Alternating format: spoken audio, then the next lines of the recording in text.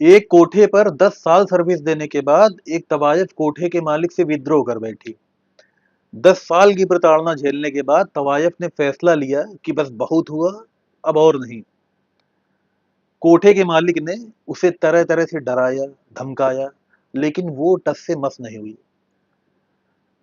वो जमाने भर में घूम घूम कर बताने लगी कि कोठा बहुत खराब जगह होती है, वहां पर औरतों को गुलाम बनाकर रखा जाता है, टॉर्चर किया जाता है। लोगों ने सुना तो उसकी वाहवाही की, उसकी हिम्मत की दाद दी। तवायफ को इससे बड़ा अच्छा महसूस हुआ। फिर उसने इसी को अपनी जिंदगी का मकसद बना लिया और खुद को नई पहचान दी, एक्स तवायफ। और एक गलीच आदमी कोने में बैठा ये सब बहुत ध्यान से देख सुन रहा था। उसे इसमें अपॉर्चुनिटी नजर आई। वो कूद कर तवायफ के सामने गया और बोला कि जाने मन, इस अभियान में अब से तुम अकेली नहीं हो, मैं तुम्हारे साथ हूं। आज से मेरा सर्वस्व तुम्हें समर्पित। अब तवायफ जहां जहां जाए ये गलीच आदमी उसके पीछे पीछे, इस उम्मीद में कि तवायफ इसकी भलमन साहस से इंप्रेस होकर इसे भी दे देगी। जब तवायफ का मन होता इससे अपना दुखड़ा सुनाती कि कोठे का वो बेरहम मालिक उस पर कैसे कैसे अत्याचार करता था, उसे मारता था, पीटता था, और तब वो इसके कंधे पर सर रखकर रो लेती। लेकिन दिक्कत ये थी कि मामला यहीं अटका हुआ था। तवायफ सब कुछ करती सिर्फ वो चीज छोड़कर जिसके लालच में ये उसके पास गया था। और फिर इस तरह कई साल बीत गए और इसे कुछ नहीं मिला। और एक दिन तवायफ का हृदय परिवर्तन हो गया। अब दुनिया की वाहवाही से मन ऊब चुका था। अब उसे अपने कोठे की याद आने लगी, अपनी सखी सहेलियों की याद आने लगी। मतलब भला था, बुरा था, जैसा भी था, लेकिन अपना घर था। और फिर एक दिन तवायफ ने बड़े दुख के साथ, बहुत भारी मन से, इस गलीच आदमी के पिछवाड़े पर लात मार दी और कोठे पर वापस लौट गई। और इस तरह वो एक्स तवायफ फिर से तवायफ बन गई। इस कहानी से हमें ये शिक्षा मिलती है कि जिंदगी में कुछ भी करो लेकिन गलीच मत बनो। गलीच आदमी का ऐसे ही चूतिया कटता है। उस गलीच आदमी ने ये नहीं सोचा कि कोठा छोड़ने के बाद भी उस तवायफ की पहचान नहीं बदली थी। और अब आते हैं मुद्दे पर। एक्स मुस्लिम मूवमेंट पर मैंने आज तक एक शब्द नहीं लिखा। मुझे ये लॉजिक कभी समझ ही नहीं आया कि एक्स मुस्लिम होता क्या है।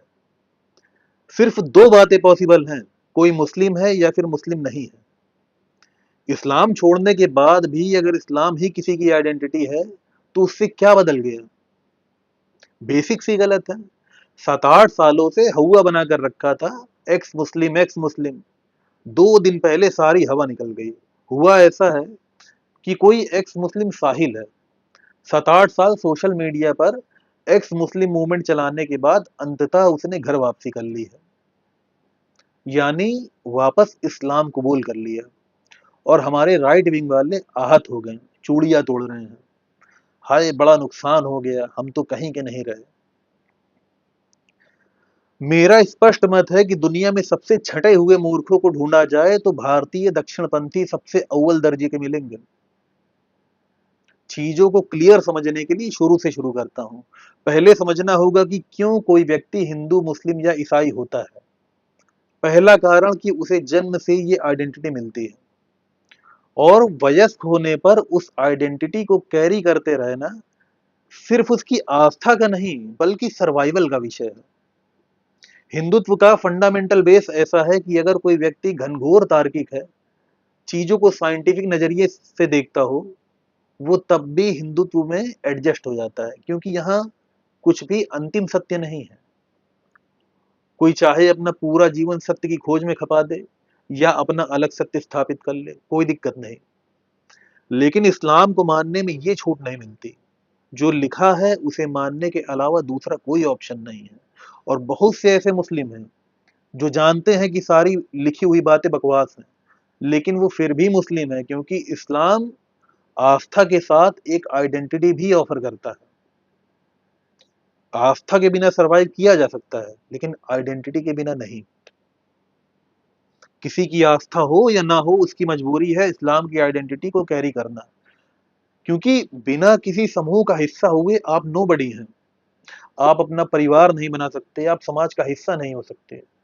उससे जुड़े रहने के अपने फायदे हैं और छोड़ देने के अपने नुकसान। और एक्स मुस्लिम की आइडेंटिटी तो ऐसा कुछ भी ऑफर नहीं करती जिसके सहारे आदमी समाज में सरवाइव कर सके। तो इस्लाम छोड़ना, एक्स मुस्लिम बनना, वापस इस्लाम कबूल करना, ये सब सिर्फ आस्था पर ही नहीं बल्कि नफे नुकसान की कैलकुलेशन पर भी डिपेंड करता है। अब ऐसा भी नहीं है कि एक्स मुस्लिम की आइडेंटिटी ने लोगों को कुछ भी ऑफर नहीं किया। कोविड में यूट्यूब की सुनामी आई। इंसान गरीबी से निकलने के लिए कुछ भी कर सकता है, किसी भी हद तक जा सकता है। और यूट्यूब पैसे कमाने का एक बड़ा जरिया बनकर सामने आया। यहाँ आपको सिर्फ कुछ ऐसा बेचना है जो लोगों को पसंद है। वो जेन्युइन भी हो सकता है, फ्रॉड भी हो सकता है, लेकिन इससे किसी को फर्क नहीं पड़ता। यहाँ हर चीज के ग्राहक मौजूद हैं। आप उन्हें खुश करो, उन्हें इससे मतलब नहीं है कि आप उन्हें बेवकूफ बना रहे हो। तो दुकानदारों ने दुकानें सजा ली, ग्राहक थोक के भाव उपलब्ध थे, हर किसी को कुछ ना कुछ बेचना था। कुछ लोगों ने ईमानदारी से धंधा किया और बहुत सफल हुए, लेकिन वहीं कुछ चोर भी थे।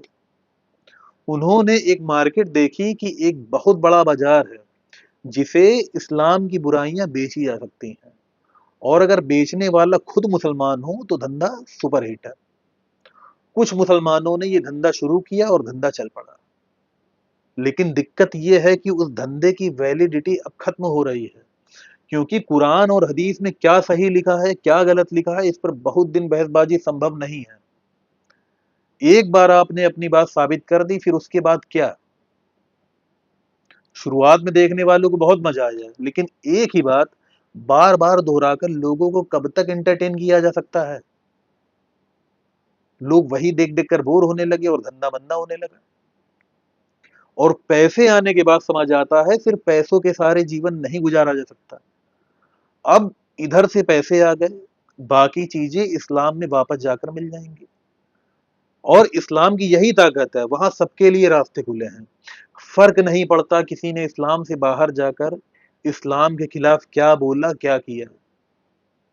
अगर वो इस्लाम में वापसी चाहता है तो इस्लाम उसका खुले दिल से दोनों हाथों से स्वागत करता है। यहाँ किसी का कोई दीन ईमान नहीं है, फिर धंधे की गणित है। अब सवाल उठता है इस पूरे खेल में वो गलीच आदमी कौन था?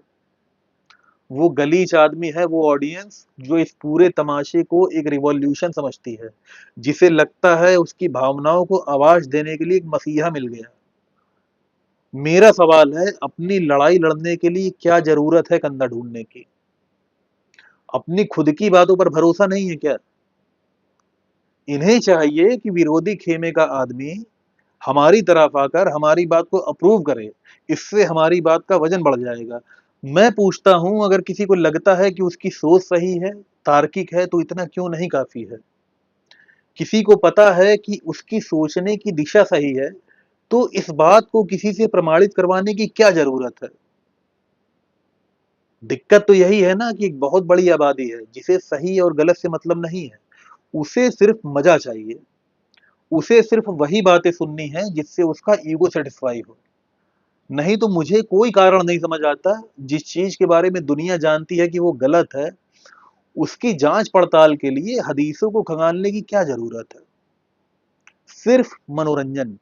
भाई, तुम आकर हमारे बिहाफ से फलाने को गाली बको, हम तुम्हारी वाहवाही करेंगे। और इसके लिए बीच में एंट्री हुई दलालों की। दलालों ने तवायफ को नाचने के लिए अपना स्टेज ऑफर किया।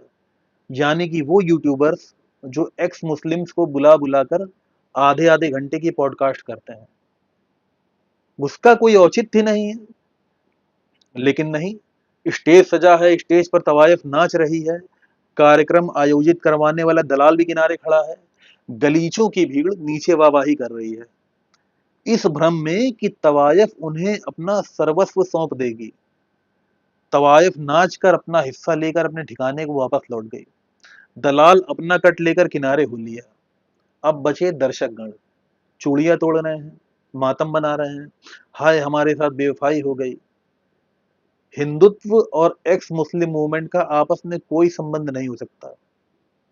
एक्स मुस्लिम मूवमेंट सिर्फ इस्लाम की आलोचना तक सीमित एक प्रोग्राम है। इसके आगे इसका रास्ता खत्म हो जाता है। वहीं दूसरी तरफ हिंदुत्व सिर्फ आलोचना पर निर्भर नहीं है। ये दर्शन स्वतंत्र चिंतन और जीवन शैली के लिए एक स्थायी आधार देता है।